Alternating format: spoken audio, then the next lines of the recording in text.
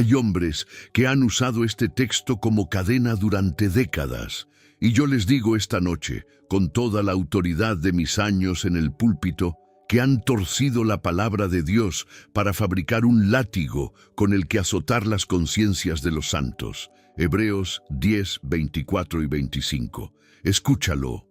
Considerémonos los unos a los otros para estimularnos al amor y a las buenas obras, no dejando de reunirnos, como algunos tienen por costumbre, sino exhortándonos, y tanto más cuanto veis que aquel día se acerca.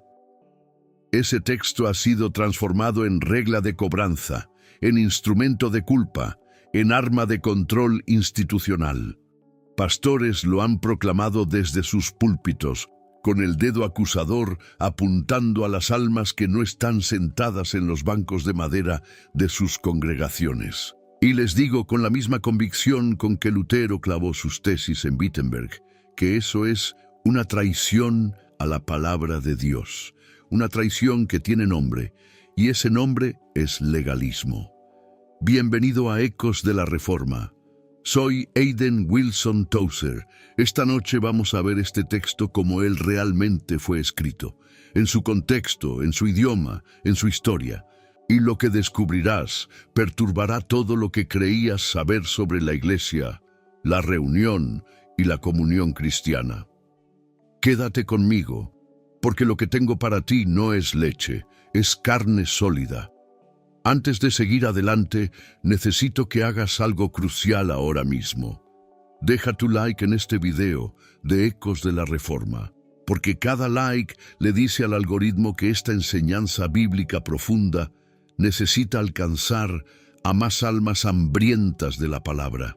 Y escribe en los comentarios la palabra comunión, si estás dispuesto a entender la iglesia como Cristo la diseñó, no como los hombres la deformaron. Hazlo ahora mientras te preparo lo que viene. Ahora bien, comencemos donde todo buen teólogo debe comenzar, con el texto en su propio mundo. El escritor de esta carta, sea quien sea el instrumento humano que el Espíritu Santo usó, pues los padres de la fe han debatido esta autoría desde los primeros siglos, y el propio Orígenes declaró que solo Dios lo sabe con certeza. Escribe a hebreos convertidos. Algunos lo atribuyen a Pablo, otros a Apolo, otros a Bernabé. Lo que ningún creyente serio discute es su autoridad canónica, ni la inspiración divina de cada una de sus palabras, y así lo tomaré esta noche. Este escritor, movido por el Espíritu, dirige su carta a judíos que habían doblegado sus rodillas ante el Cristo crucificado y resucitado. Hombres y mujeres que habían abandonado el sistema levítico, el templo, los sacrificios, la sacerdotalidad aarónica, y todo ello para seguir al sumo sacerdote definitivo. Aquel que entró de una vez por todas en el lugar santísimo con su propia sangre. No el sacerdote que tenía que repetir el sacrificio año tras año en el día de la expiación con sangre ajena, sino el que dijo, consumado es, y se sentó a la diestra de la majestad en las alturas. Ese es el Cristo de Hebreos. ¿Y qué les estaba sucediendo a estos creyentes? Escucha con cuidado, porque aquí está la clave que abre toda la epístola: persecución. Persecución social, pérdida de bienes, prisiones, riesgo de muerte. El que ayer era miembro respetado de la sinagoga, hoy era repudiado por su familia, rechazado por su comunidad, vigilado por las autoridades. Estos hermanos no se alejaban los unos de los otros porque fueran rebeldes. No se dispersaban porque despreciaran a Cristo o desdeñaran la fraternidad. Se alejaban por miedo, por cansancio emocional, por la presión aplastante de un mundo que los odiaba por el nombre que llevaban. Piensa en eso. Piénsalo con la concreción que merece. Un hombre en Jerusalén, quizás un herrero, quizás un comerciante de telas que ha creído en Jesús, que ha sido bautizado, que ha partido el pan con sus hermanos. Y una mañana se levanta y no quiere ir, no porque no ame a Cristo, sino porque la última vez que fue reconocido en el camino como cristiano, lo escupieron, porque su vecino lo ha amenazado, porque su propio hermano de sangre le ha dicho que es un traidor a su herencia. El cansancio acumulado de vivir en esa tensión permanente lo aplasta y se queda en casa. Y ante ese panorama, ¿qué hace el escritor de Hebreos? Los reprende, los azota con la ley, los amenaza con consecuencias eternas si no aparecen en tal dirección, en tal día de la semana. No, los fortalece, los exhorta, los abraza con palabras pastorales que suenan a ternura, no a tribunal. Considerémonos los unos a los otros para estimularnos, exhortémonos y fortalezcámonos. Y ahí, precisamente ahí, está la primera traición que los moralistas han cometido con este pasaje. Han convertido en látigo lo que fue escrito como bálsamo. Pero aún no he terminado contigo, porque la tradición va más profunda que el tono, va hasta el idioma mismo. La palabra que en la mayoría de las traducciones aparece como reunirnos o congregarnos es en el griego original episinagoge. Memoriza esa palabra, episinagoge, y ella no habla de un lugar, no habla de un edificio, no habla de una dirección en una ciudad, ni de un horario en un calendario, habla de un acto, el acto de reunirse alrededor de algo o de alguien. El foco de la palabra no es el dónde, el foco es el con quién y el para qué. El escritor sagrado no está diciendo, preséntate en este edificio a esta hora. Está diciendo, no te separes de tus hermanos, no camines solo en la tormenta, no te conviertas en un carbón que rueda lejos del brasero. Y mira a lo que viene justo antes de la prohibición de abandonar la reunión. Considerémonos los unos a los otros para estimularnos al amor y a las buenas obras. La palabra griega traducida como considerémonos o pensemos, según otras versiones, es katanomen. Significa observar atentamente, notar, prestar cuidado activo. Es la misma familia de palabras que Jesús usó cuando dijo, mirad las aves del cielo. No es un vistazo pasajero, es una contemplación intencional, activa, permanente. La mirada del médico que examina, no la mirada del transeúnte que pasa. El escritor sagrado está diciendo en el idioma en que el Espíritu Santo lo inspiró. Observa a tu hermano, carga lo que él carga, nota su fatiga, detecta su desánimo, atiéndelo antes de que se apague.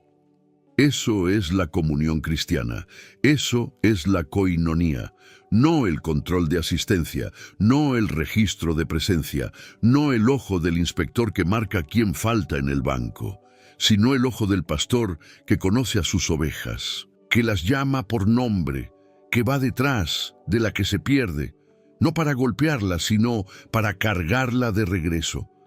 ¿Ves la diferencia?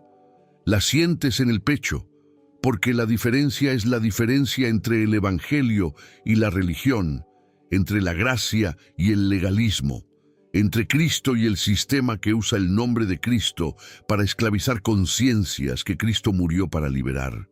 Quizás crees que ya entiendes, pero amado, solo has visto la sombra. Déjame mostrarte la sustancia. Jesús mismo, el Señor de la Iglesia, la cabeza del cuerpo, habló de esto con una precisión que debería avergonzar a todo clérigo que construya su autoridad sobre paredes, placas y membresías formales. Porque donde 2 o 3 están reunidos en mi nombre, allí estoy yo en medio de ellos. Mateo 18:20. 2 o 3 reunidos en su nombre, ahí está su presencia. No prometida para un edificio, no reservada para un rito, garantizada donde su nombre es el centro. Nota lo que Jesús no dijo. No dijo, donde haya un templo con campanario. No dijo, donde haya un orden de culto aprobado por el concilio. No dijo, donde haya una junta de diáconos debidamente constituida. No dijo, donde haya 500 personas, un presupuesto anual y un nombre registrado ante las autoridades civiles. Dijo: 2 o 3 reunidos en mi nombre, y su presencia se garantiza. La presencia del Cristo viviente, no como símbolo, no como recuerdo, sino como realidad presente y activa. En mis años de ministerio he predicado en la iglesia de Chicago a miles de almas. He visto multitudes sacudidas por la palabra. He visto el llanto de la convicción y la alegría de la conversión. He visto lo que puede hacer un púlpito que arde con el fuego de la verdad. Pero también he visto algo de igual o mayor poder espiritual en las reuniones pequeñas. En una habitación de un hospital, donde 2 creyentes oran juntos por el tercero que yace en la cama. En una cocina, donde una madre y su hija estudian juntas las Escrituras a la luz de una vela. En un campo, donde 2 labradores se detienen antes del atardecer para dar gracias a Dios. Cristo estaba en todos esos lugares. Su presencia no dependía de mis sermones, ni de mi púlpito, ni del piano que toca los himnos clásicos de la fe. Dependía de su nombre. ¿Te ves a ti mismo en esto, querida alma? ¿O has creído la mentira de que solo encuentras a Dios entre esas paredes específicas, en ese horario específico, con esa jerarquía específica sobre ti? Ahora escucha con cuidado, porque lo que viene puede perturbarte, y en eso confío, porque la perturbación saludable es el principio de toda reforma genuina. La historia de la iglesia cristiana confirma lo que el texto revela. Durante aproximadamente 3 siglos completos, desde Pentecostés hasta el reinado de Constantino, el cristianismo fue ilegal. ¿Dónde se reunían los creyentes? ¿Dónde podían? En casas particulares, en catacumbas bajo la tierra, en campos abiertos bajo la luna, en el taller de un artesano antes del amanecer, en el barco de un pescador que balanceaba su red en las aguas oscuras del Mediterráneo. El apóstol Pablo mismo, en sus propias cartas inspiradas por el Espíritu, saluda a la congregación que se reúne en la casa de Aquila y Priscila, no la catedral de Aquila y Priscila, no el templo de Aquila y Priscila, no el salón oficial debidamente registrado con su cartel en la entrada. La casa, una casa de gente común, un artesano fabricante de tiendas y su esposa transformada en el lugar donde el cuerpo de Cristo se juntaba alrededor del nombre de Jesús. Y esto no era una excepción, era la norma. En el Nuevo Testamento, la palabra eclesia, que traducimos como iglesia, no aparece nunca refiriéndose a un edificio, nunca. En cada una de sus apariciones se refiere a personas, a una asamblea de personas llamadas por Dios, reunidas en el nombre de Cristo. La iglesia siempre es gente, nunca es ladrillos, nunca es vigas, nunca es cal y piedra.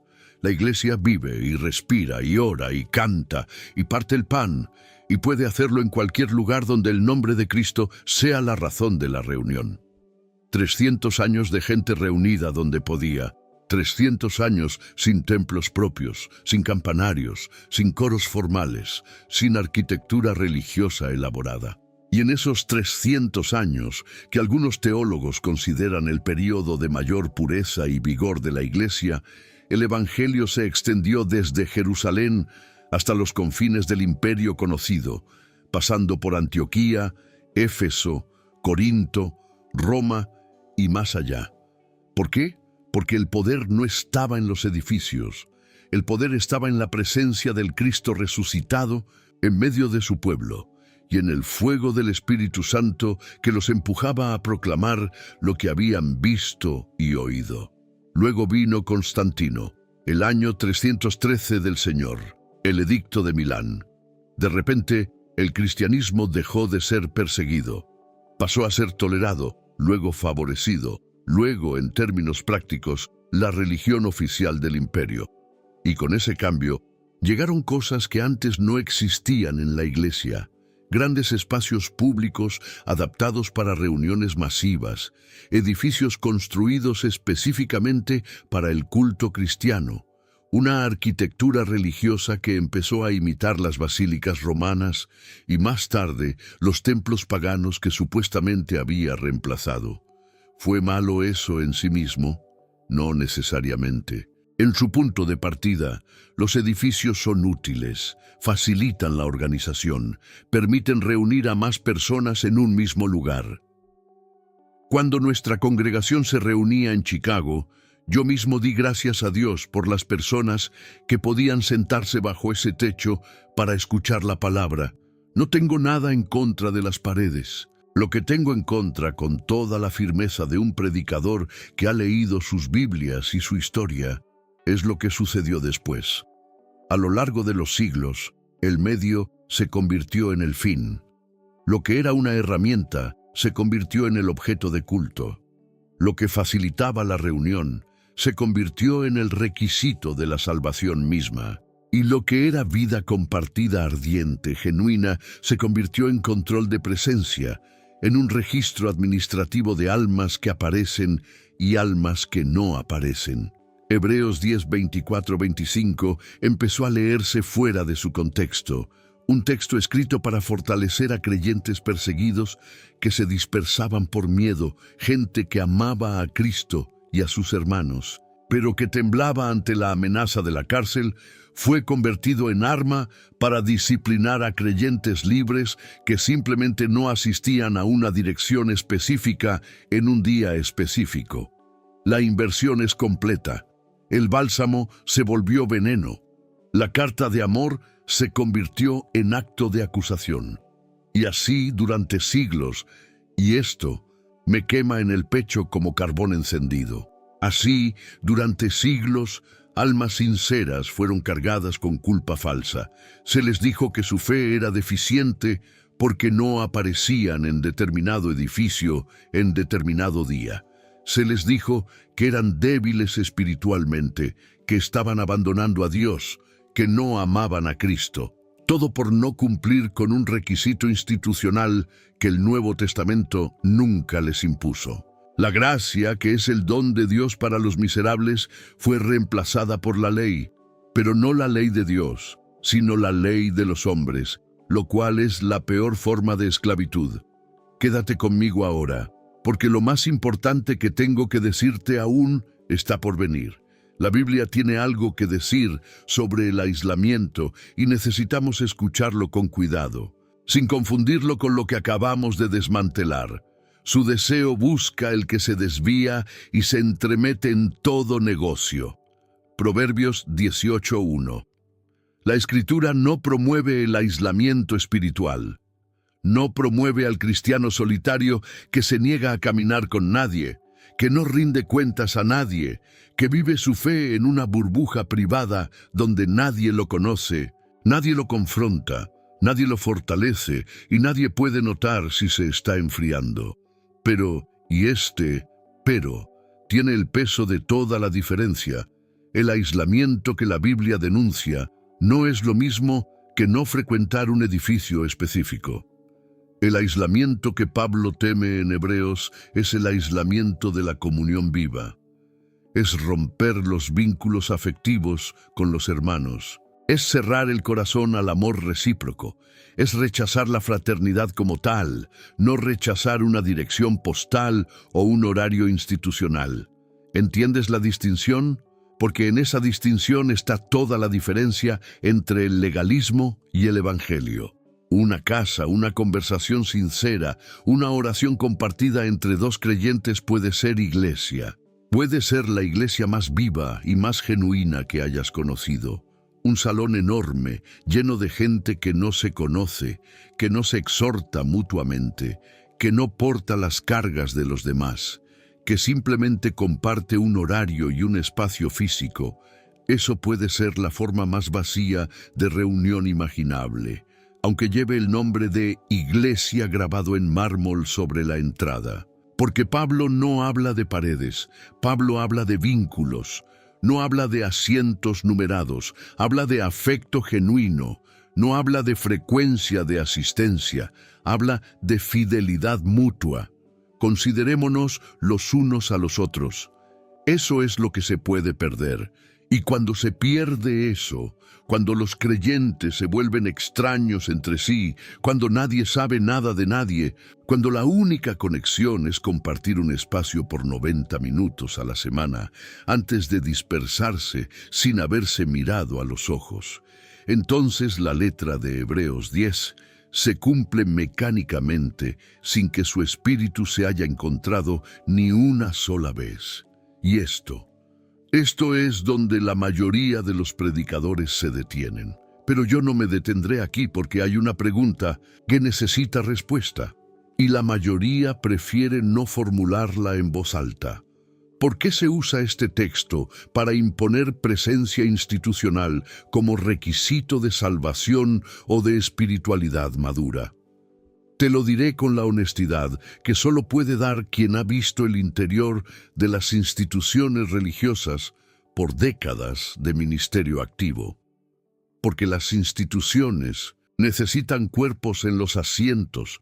Las instituciones necesitan presencia física para justificar su existencia, para sostener sus finanzas, para medir su éxito con números que puedan ser reportados y celebrados. Y cuando las personas se ausentan, aunque tengan razones legítimas, aunque su comunión con otros creyentes sea profunda y genuina en otros contextos, la institución lo interpreta como una amenaza a su supervivencia, y entonces toma un texto de gracia y lo convierte en acusación. No me malentiendas, no estoy diciendo que las congregaciones formales sean malas. Dios las usa, las ha usado a través de toda la historia, las seguirá usando. La organización tiene su lugar, los pastores, los ancianos, los diáconos, todos ellos tienen su función bíblica claramente establecida en las cartas de Pablo a Timoteo y Tito. Pero hay una diferencia enorme, tan grande como la diferencia entre el pastor y el mercenario, entre el anciano que cuida genuinamente de las almas bajo su supervisión, que las conoce por nombre, que llora con las que lloran y se regocija con las que se regocijan, que va a buscar la que se dispersa, y el administrador religioso que usa Hebreos 10:25 como garrote para disciplinar la asistencia a reuniones. El primero es el pastor del que habla el Señor Jesús cuando dice que el buen pastor da su vida por las ovejas. El segundo es el mercenario que huye cuando ve venir el lobo, porque las ovejas no son suyas, sino de la institución. Tal vez te sientes cómodo ahora. Hoy estoy a punto de incomodarte de nuevo, porque hay algo más que debemos ver con honestidad pastoral. Hay almas en este momento, quizás tú entre ellas, que están cargando culpa por no haber vuelto a una congregación después de haber sido heridas en una. Fueron lastimadas por líderes que usaron su autoridad para controlar en lugar de servir. Fueron manipuladas, juzgadas, excluidas, humilladas públicamente por las mismas personas que debían representar a Cristo ante ellas. Y ahora alguien les lanza Hebreos 10:25 como acusación, como si la solución a su herida fuera volver al mismo ambiente que las hirió, someterse al mismo sistema que las usó como instrumento. Escúchame con toda la claridad que puedo darte en este momento. El mandato de Hebreos no es volver al lugar que te lastimó. El mandato de Hebreos es no caminar solo. Es encontrar fraternidad genuina.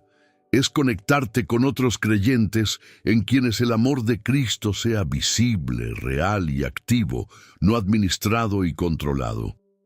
Si eso sucede en una congregación formal y bien conducida, amén. Si eso sucede en un grupo pequeño que se reúne en una casa en torno a las Escrituras, amén. Si eso sucede en 2 o 3 hermanos que caminan juntos leyendo la palabra, orando el uno por el otro y rindiendo cuentas mutuamente, amén, amén y amén.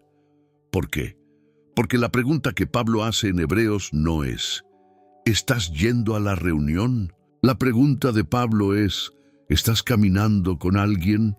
Si este mensaje de Ecos de la Reforma ha abierto algo en tu entendimiento, haz una cosa ahora mismo.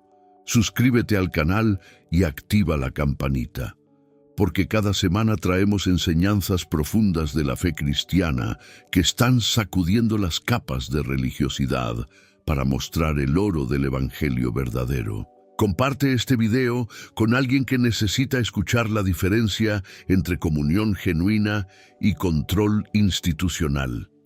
Y sigue conmigo, porque lo que viene a continuación es lo que más importa de todo lo que he dicho hasta ahora. Eso es leche. Ahora te doy carne, porque todo lo que hemos desmantelado, la interpretación institucionalista, el control de presencia, la culpa fabricada, tiene que dar lugar a algo. No puedo decirte qué no es la iglesia sin decirte con toda claridad qué sí es. Y aquí es donde el texto nos da algo más precioso de lo que la mayoría ha visto, algo que los moralistas siempre omiten, porque no les sirve para sus propósitos de control. Considerémonos los unos a los otros para estimularnos al amor y a las buenas obras, exhortándonos, y tanto más cuanto veis que aquel día se acerca. El día se acerca. ¿Qué día? No el domingo, no el día de la próxima reunión institucional, el día del Señor, el día de la consumación de todas las cosas, el día en que los cielos se enrollarán como un pergamino y el Hijo del Hombre aparecerá con poder y gloria inmensa. Ese día está más cerca esta noche que ayer. Está más cerca a esta hora que al principio de este mensaje. El tiempo corre, y la urgencia de Pablo no es burocrática, es escatológica. Es el pastor que ve el invierno acercarse y llama a las ovejas a juntarse, porque solos morirán de frío. Déjame darte una imagen que ha vivido conmigo durante años de predicación. Cuando el invierno de Chicago se cierra sobre la ciudad, y los que conocen Chicago saben que ese invierno puede ser implacable. Los que mantienen fuego en sus hogares saben que las brasas deben mantenerse juntas en el brasero del hogar. Mientras los pedazos de carbón están amontonados los unos sobre los otros, se sostienen encendidos. El calor de uno alimenta el calor del que está al lado. La brasa que arde junto a otras brasas permanece incandescente, pero observa lo que sucede cuando uno de esos pedazos rueda hacia el borde del brasero. Queda solo, apartado de los demás, y el que era un carbón encendido, rojo, ardiente, capaz de calentar, comienza a enfriarse. No de repente, gradualmente. Primero pierde el rojo vivo, luego se vuelve gris en los bordes. Luego gris por completo y finalmente frío, un carbón apagado que ya no calienta nada ni a nadie, y no hay ningún edificio que pueda devolverle el calor. Solo el contacto con los demás carbones encendidos puede reavivar lo que se está apagando. Así es el alma cristiana en la comunión. No es que un edificio te mantenga encendido, es que el fervor espiritual de los hermanos alimenta el tuyo, y el tuyo alimenta el de ellos. La fe se sostiene en compañía. La fe se nutre de la exhortación mutua. La fe crece cuando dos creyentes se miran el uno al otro a través de todas las dificultades de la vida y se dicen: no te rindas, el día se acerca, Cristo es fiel, lo hemos visto en nuestras propias vidas. Yo estoy contigo. ¿Tienes eso?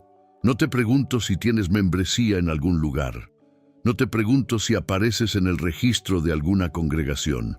Te pregunto si tienes eso, esa fraternidad viva, esa comunión genuina, donde alguien sabe tu nombre y tu lucha. ¿Hay alguien con quien camines en esta fe? ¿Hay alguien a quien le importas y si te apartas del camino, lo notaría y vendría a buscarte? Eso es lo que Pablo pide, eso es lo que Hebreos 10, 24, 25 pide, eso y nada más.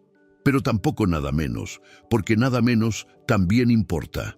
No vayas al extremo opuesto y uses esta enseñanza para justificar un individualismo espiritual que niega tu necesidad de los demás. No te digas ahora, ya que sé que el edificio no importa, tampoco nadie más importa. Me las arreglo solo. Mi fe es asunto entre Dios y yo. Eso sería exactamente el aislamiento que Pablo condena, la autosuficiencia espiritual que Proverbios llama necedad.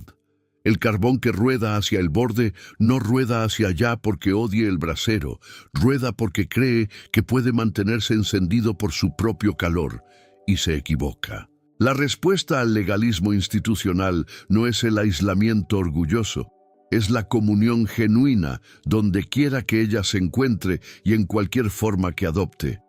John Bunyan, aquel genio encarcelado que conoció las Escrituras en la oscuridad de la prisión de Bedford más profundamente de lo que la mayoría las conoce en la libertad, lo vio con claridad perfecta. En su alegoría inmortal, Cristiano empieza su viaje solo y casi perece en el pantano de la desesperación.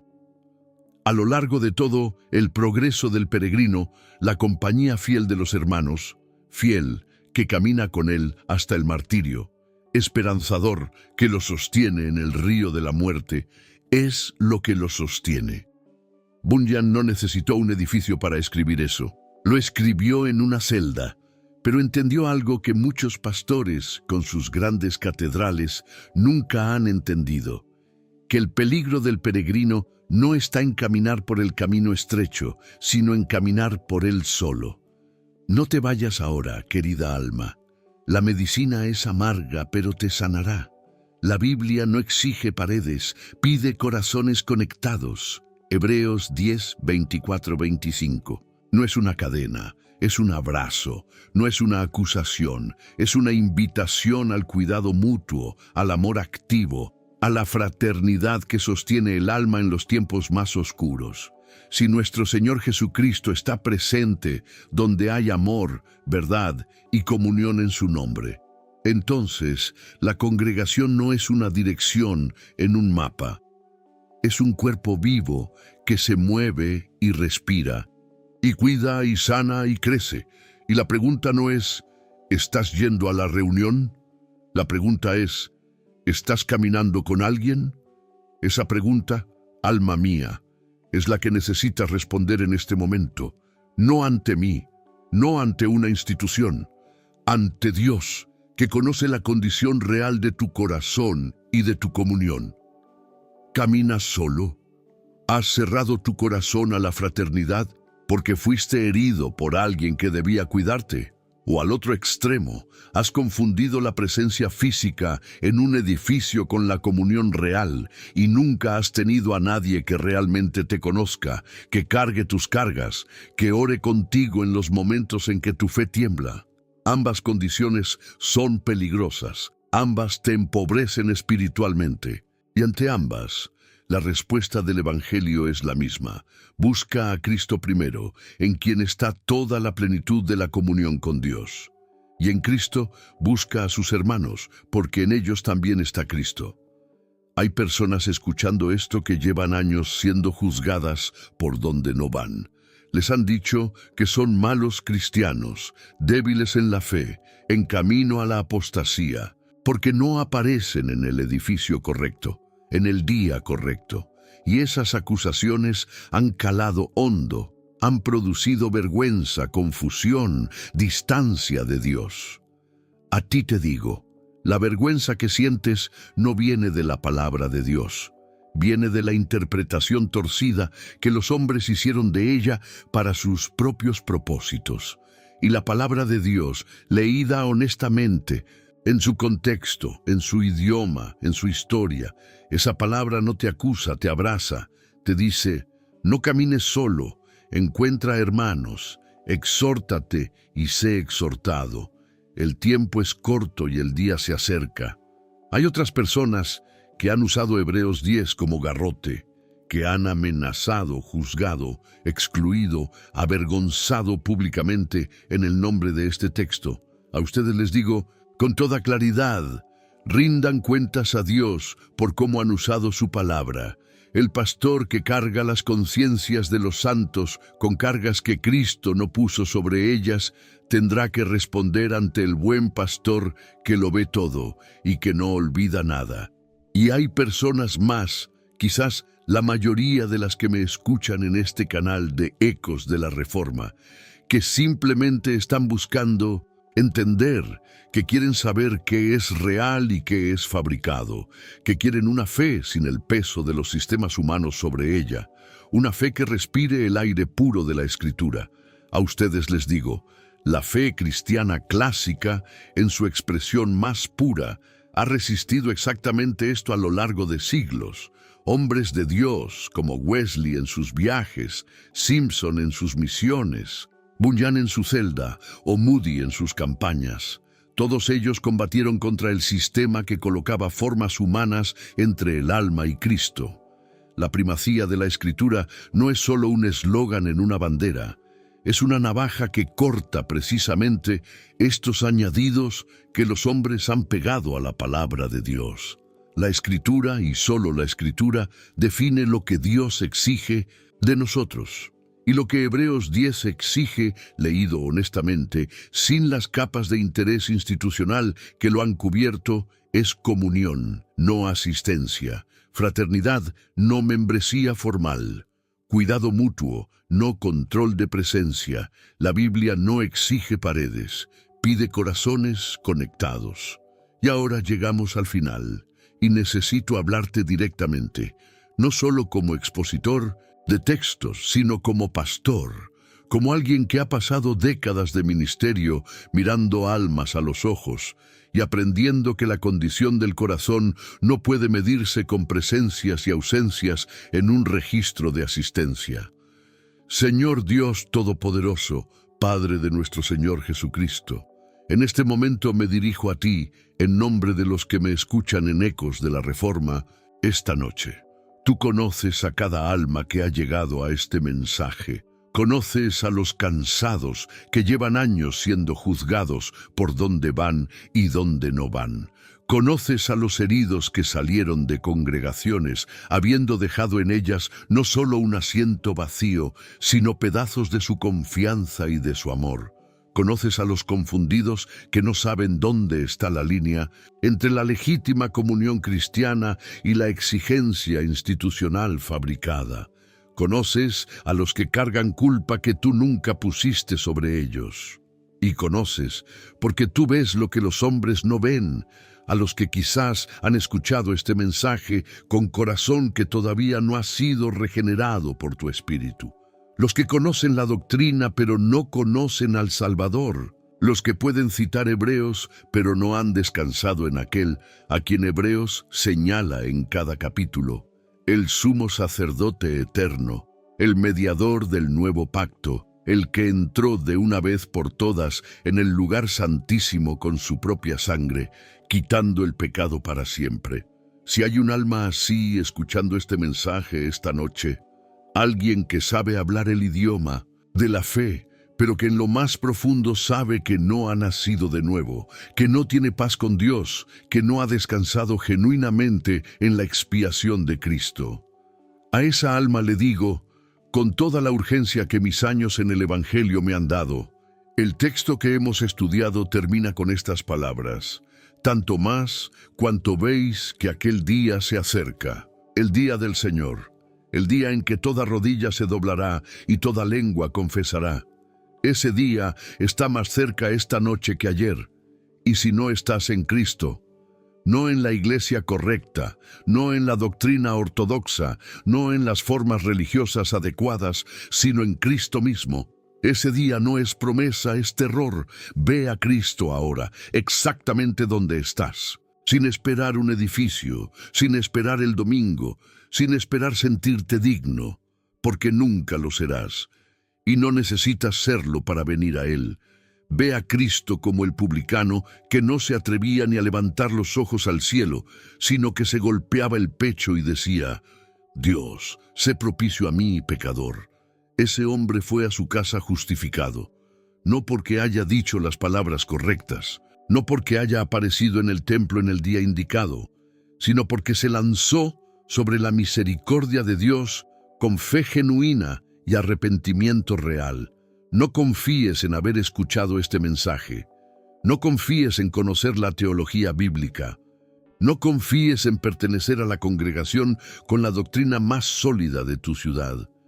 Confía en Cristo crucificado por tus pecados, el que fue hecho maldición por ti, el que llevó en su cuerpo sobre el madero todo lo que tú mereces.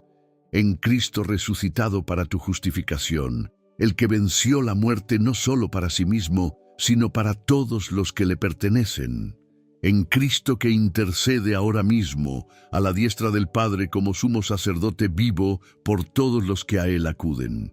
En ese Cristo y en ningún otro, ni en ninguna iglesia, ni en ningún sistema, ni en ninguna forma religiosa está tu esperanza eterna. Y si esta noche, en la oscuridad de donde sea que estés, tu corazón clama a Dios con arrepentimiento genuino y fe verdadera, entonces no necesitas un edificio para que eso sea real. Cristo está donde 2 o 3 se reúnen en su nombre, y Cristo está donde un alma sola clama a Él en la oscuridad de la noche. Busca después a los hermanos, no te quedes solo, encuentra a alguien con quien caminar, porque el carbón que se aparta de los demás se enfría y el día se acerca. Suscríbete a Ecos de la Reforma. Si este mensaje ha sacudido algo real en ti, deja tu comentario contándonos cómo Dios te habló hoy. Queremos escucharte. Queremos caminar contigo en esto. Comparte este video con quien necesita escuchar la diferencia entre comunión genuina y control institucional. Y recuerda la verdad que atraviesa este texto de parte a parte. La Biblia no exige paredes, pide corazones conectados. En el nombre del Señor Jesucristo. Amén.